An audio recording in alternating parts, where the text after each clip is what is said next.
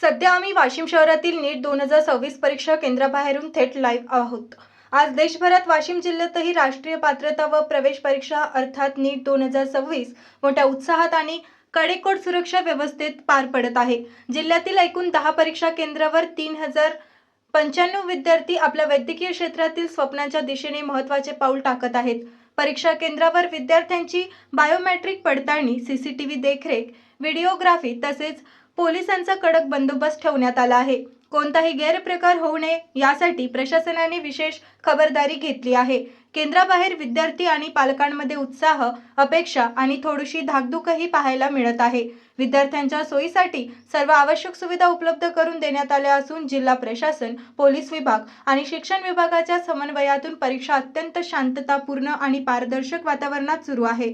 वैद्यकीय क्षेत्रात करिअर घडविण्याचे स्वप्न पाहणाऱ्या सर्व विद्यार्थ्यांना दैनिक चालू वार्ताकडून मनपूर्वक शुभेच्छा।